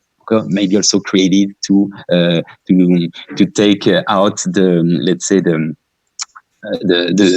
truth of it. But anyway, we don't care. There is the real things and the stupid things. Yeah. But just the thing that if you struggle against that, it's credit it. Okay, it's give more power to it. So it means that it's better. Otherwise, we are all, we become bittered and embittered and so on, and we say, "Oh, what the fuck, horrible world, people are crazy and so on." Okay, let's fuck up the planet and what else, and we go to another world. No. So the thing is that is try to be aware about the cosmic joke, the trauma, what we have concretely with the duality and so on, and trying to ignore it. It doesn't mean that you cannot struggle. You struggle differently and by emitting more light. And this is exactly our reason of being. We've also the worldwide human benchmark, all things regarding Shambhala is that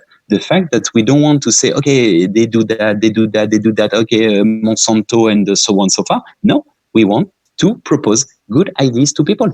Okay, look at this guy, he's doing organic things in his field and so on. What is the technique? Okay, and we reuse, and we're not waiting for upstream, the sky, I don't know, new Messiah or the government and so on. No. We do by our own, because we are just organizing, and the network will save maybe the things in the world like this. We co-organize, and if people are doing, by small communities and so on and so far, they are not doing anything bad.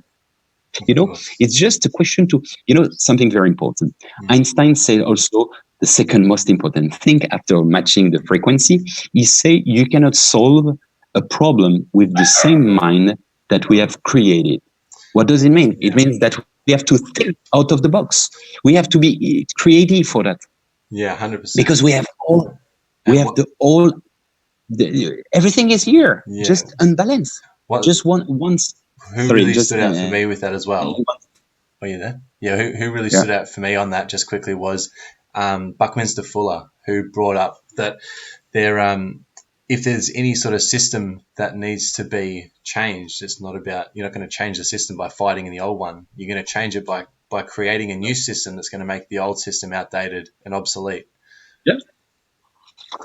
But actually, because if people adhere to it, okay, you can blame some minorities, but and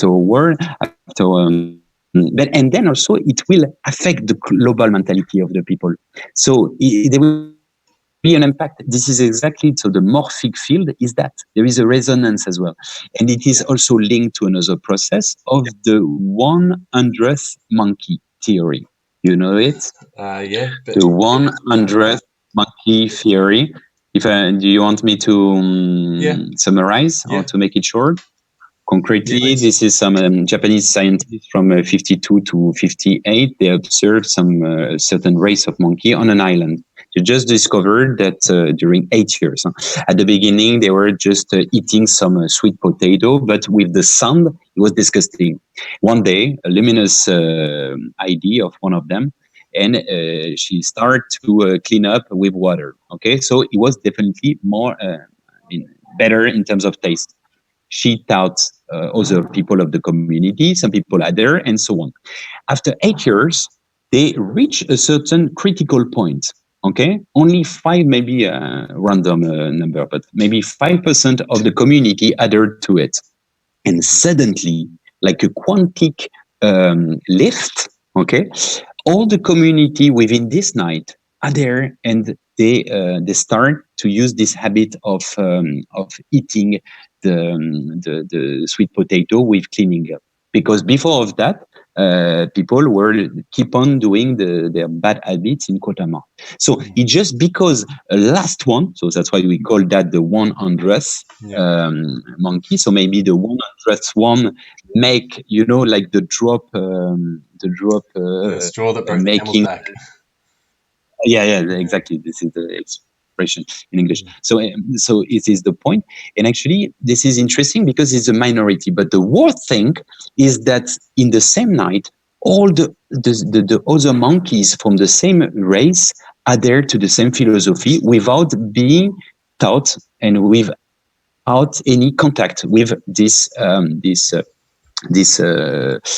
part of the race. It's like if, because the DNA, actually, the DNA is something also vibration. So it's like if for example, tomorrow, Google or whatever, iPhone change to download and to update, to upgrade, 2.1, 2. And so on, Skype and so on. When they do that, you have the choice.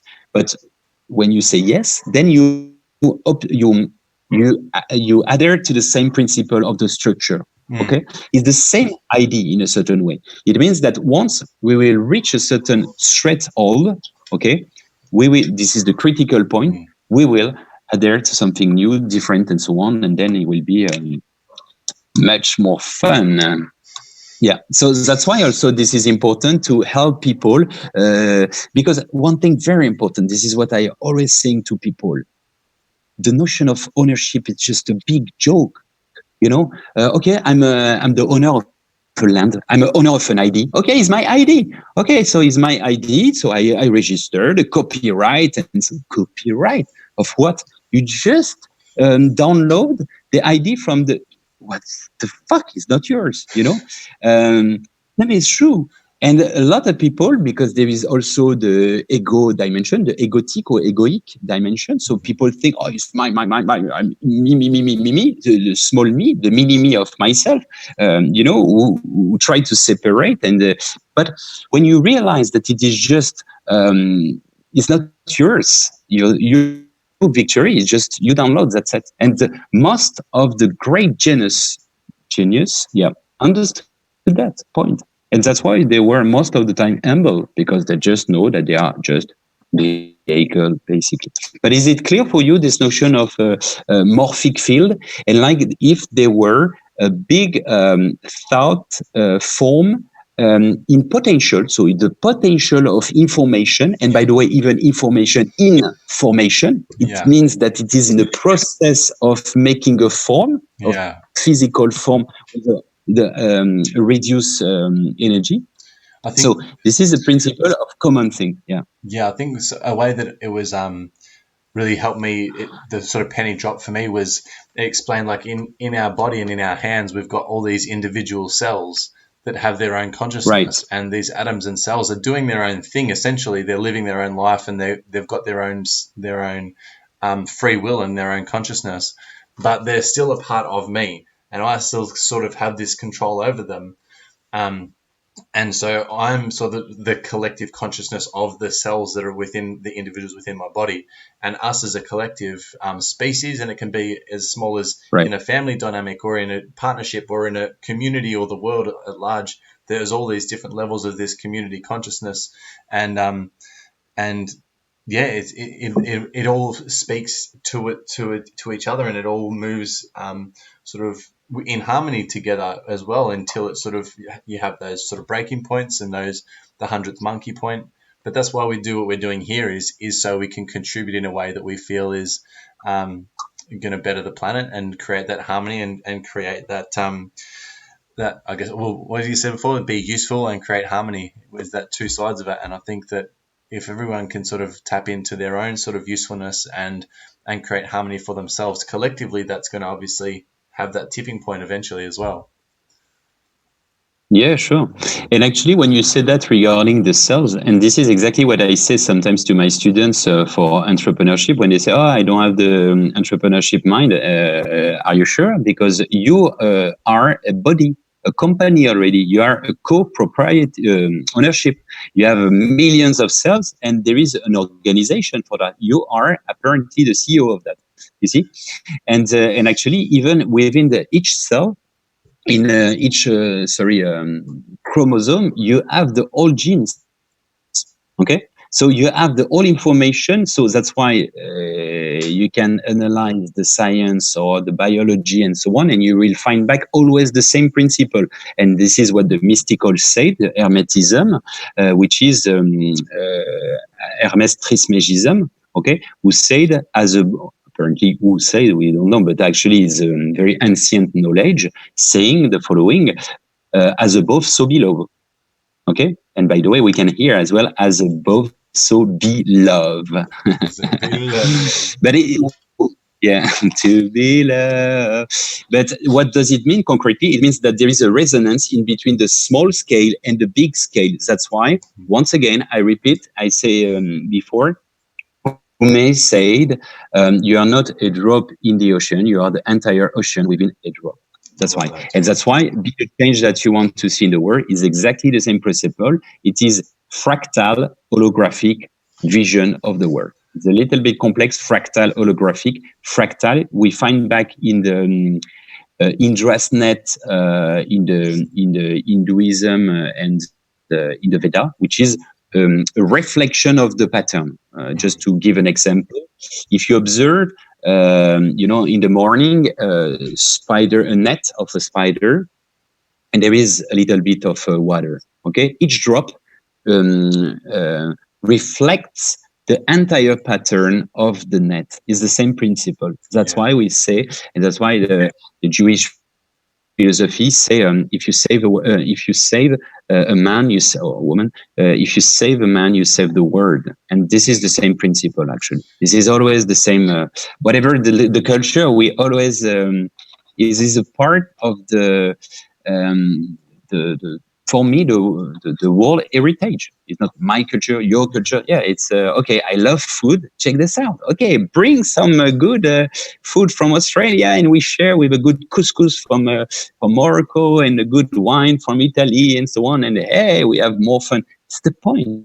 Absolutely. What's the point to say my cuisine from Spain is better than the Italian? We don't give a shit. We for every taste there is from every taste, and it's so good to enjoy and to share all this kind of thing. It was a metaphor, of course, of the knowledge and all the culture and the spiritualities as well. Yeah, beautiful. And I want to have a look at some of the messages we got and see if there's any questions in there. But while I have a quick read through, is there anything else specifically that you'd really like to touch on? Anything that you found yourself repeating a lot lately, just in your coaching or in your lessons that you're taking people through? Something that you've noticed really coming up for the collective, or anything you'd like to share specifically that we haven't touched on yet? Yes, maybe just one. We organize a planetary meditation every month for the full moon. So the next one will be 16th of July. Is free, of course. On the Facebook, the page only dedicated for that is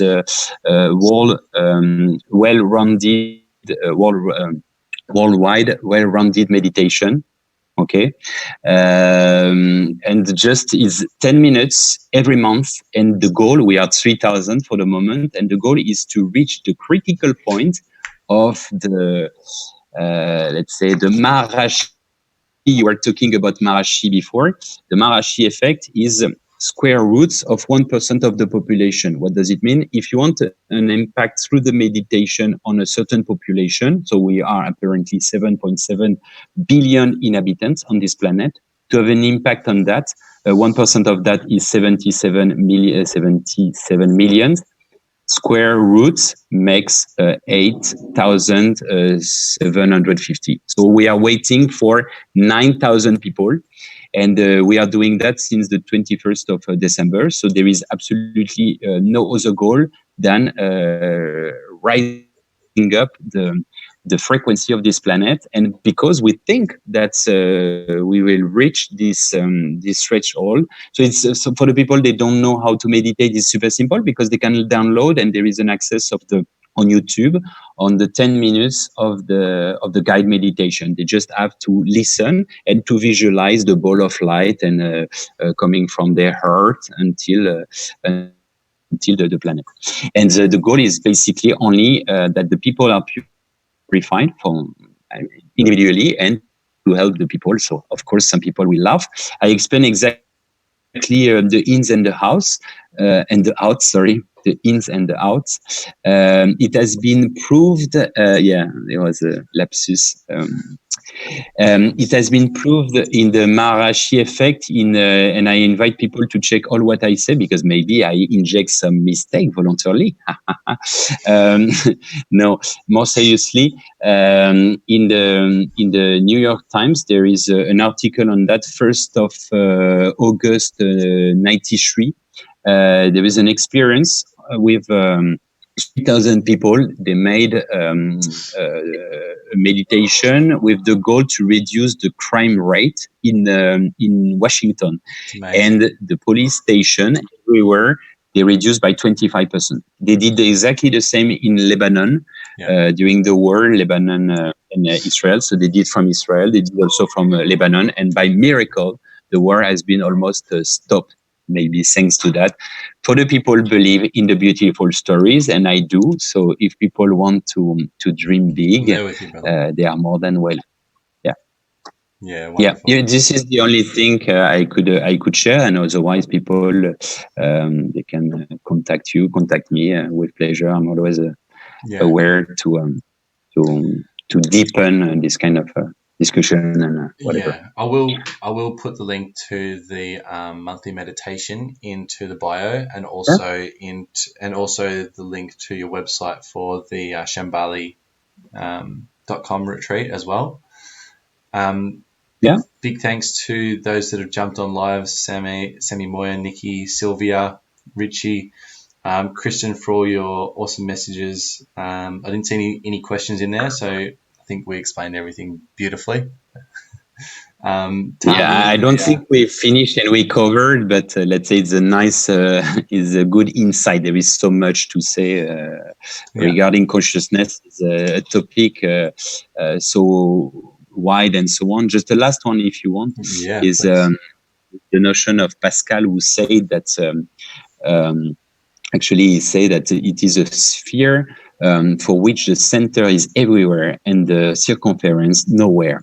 And actually why I'm saying that is interesting quote, because it is referring, we don't know to what it is referring, consciousness, God, maybe everything actually. But what is interesting is really linked to the notion of quantum mechanics. It's like if we add a sphere of potentiality to the wave of potential information, which are pending, but already pre-existing. That's why even in English, when you say the present, it is pre-sent. Okay, it has been sent before in a certain way. I could go even further on because normally I linked with space-time. Even one thing, whatever the language is, English, Slovene, whatever the languages in Chinese and so on, except in Turkish, we say second. Why we don't? What is the first one then? What is the first one? What is the first? And actually, well, that's because there's separation. There's the second. But the first actually is probably the rotation, like the casino wheel, and the second path. First is state, and the state is that the consciousness of the individual consciousness. This is the quantum collapse, okay, with the sphere of potential, and then the particle is only one state. And if I want to complexify a little bit more, the particle, what is it? This is the particle of God that the scientists call the the Higgins boson. And this is what the CERN is really concerned. The CERN is the giantist in Switzerland and France. This is a particle accelerator, and they try to accelerate so far. Look at that. Maybe we can see. If I accelerate my at the end, I only have one big finger, right? And actually, this is exactly what the Buddhism, the Hinduism, and all esoteric dimension explain regarding the notion of a singularity point and the notion of inner, let's say, the point of singularity. And actually, we are always talking about stillness equivalent to movement. And actually, after a while, if you turn so quickly, and actually, because there is only one particle, the particle of God, and this is the consciousness. And actually, why we have our own consciousness, the consciousness is just the filter. Otherwise, it will be impossible to understand the full package, the full story with the timeline and so on. Yeah, I think so. And this is exactly. Sorry, just to finish, this is exactly the thing that we do, for example, in Taoism Qigong, for instance, when we practice that in Shambhala retreats, we explain that. And the goal is to enlarge the perspective of the consciousness. Just let's do the only practical experience that we will do together. Most of the time, depending if people are a little bit, they don't have the eyes aligned, but normally we see at 120 degrees. Okay, but you can see that normally. Okay, except people. Well, anyway, people could do the experience. They will they will realize that actually they can focus, or they can enlarge by focusing and in parallel be aware about the fact that there is people. It's the same, more down to earth. Someone is observing you. If you're a woman, a man, and you don't want, he is seeing that is observing you, and this kind of thing. And actually, the goal, for example, in Taoism and in Qigong, what we do, for example, we try to enlarge the consciousness with the notion of having a sphere of consciousness, and to enlarge our consciousness, which is the principle of astral travel and everything regarding the notion of what I say, with the development of a complete mind for Da Vinci, when he say, relearn how to see, okay? And it means that to see behind of your eyes with the third eye, and that's why we activate the third eye, the different chakra and the potentiality that we have. We are just exploring 5% of our capacity. There is so much to do. And one of the goals, as my concern, and this is one of the concern of Shambhala, is the goal is that to enlarge the consciousness of the people individually, not for the pleasure to show off, I'm super strong, I can go out of my body and so on. No, this is bullshit. We don't care. And this is just to try to be, because you will see and you will meet people, the wiser they are normally, the more they are humble, because they just understood that this is not their ownership once again. And otherwise they are punished and they lose everything. The more you know, the more you realize you don't know as well. I think it is so humbling. The more stones you turn over, and the more you find. Yeah. But this is exactly that. This is Socrates, the Greek philosopher, who said that what I know is that I don't know. And actually, the knowledge is like, you arrive at the peak of a mountain and you see an horizon, and there is other mountains, and this always. And the more you explore, and the more you think that you will never have time enough to discover all what. So it's fascinating. That's why I cannot understand when I hear. I get bored. You see, there is so many things. Yeah, boring people get bored. Can be, but we can try at least to take some pleasure and some happiness in what we do. Yeah, as an experience, even through boring things. Yeah, I think you can enjoy boring. I think you've helped me discover who and what I am as my identity moving forwards, which is a presenter. I think I'm a presenter, helping people to be present presenter. Yeah, that's nice. But you know that presenter in French, it could have been actually a guy handling the show, actually. But it's matter of fact, it's that you are presenter. That's right. Presenter. Yeah. So copyright. I want royalties for everybody putting that. You wanted I talk about business, so business oriented. I'm kidding. Done. You've heard it here first. It's not my own. I just download. Yeah, that's right. Yeah. And by mirror effect, you catch back and you smash afterwards. That's it. It's a common victory. Same player, play again. Beautiful. Yeah. Well, look, I'm in the process of potentially putting together some retreats as well. So I'd love to just have your ear and just chew your brain a little bit in the future about that. So even if we do that live for other people's benefit or in person or together, that'd be great. But brother, great to have you on. Always a pleasure, and I'm sure that there's been a lot of nuggets. I'm actually going to go through and chop this up and turn it into a lot of different little bits of content as well. So I think that you've put yourself out there and put a lot of wisdom out there for a lot of people. So I think that this long form of interviews that we're doing, which we've gone for 2 hours now, which is beautiful. There's going to be a lot to give to people outside of that as well. So mate, I'm excited to see where we go from here, to continue to learn from you and grow with you and create with you as well, because this is a beautiful thing we're doing. And I'll share, of course, the planetary meditation as well. I think that's amazing, and I'm gonna push that a lot more for you as well, because that's such a small number, it's such an achievable number, and you've already got 2,000 to get to that 8,000 mark. Hopefully, and shouldn't take too long as well, but. Yeah, that's really cool. I'd love to be a part of that. No, it's not. It's not supposed to be constraintful. It's really easy, and people can download on their mobile phone and do it in the toilets or whatever. Cool. It's 10 minutes. It's my favorite place. No need to be connected.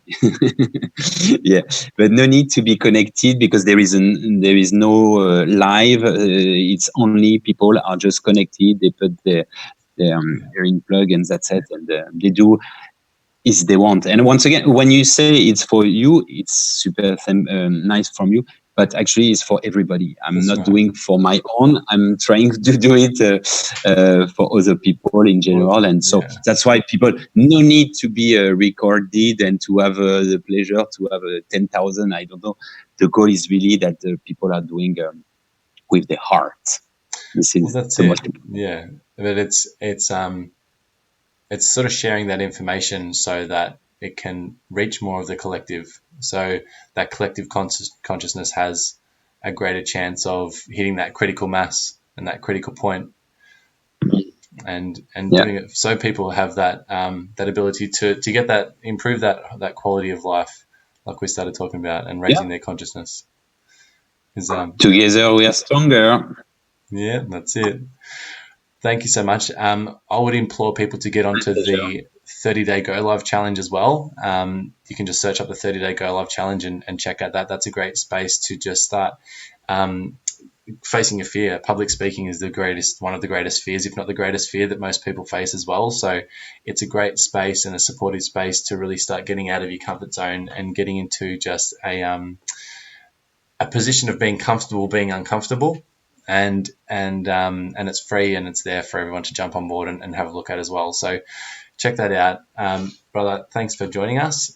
Stay with me, and I'll shut this down, and we'll catch up with everyone again over the Daily B Show. Will be back next week. So thanks for joining us. And Issa, again, thank you, brother. Always a pleasure.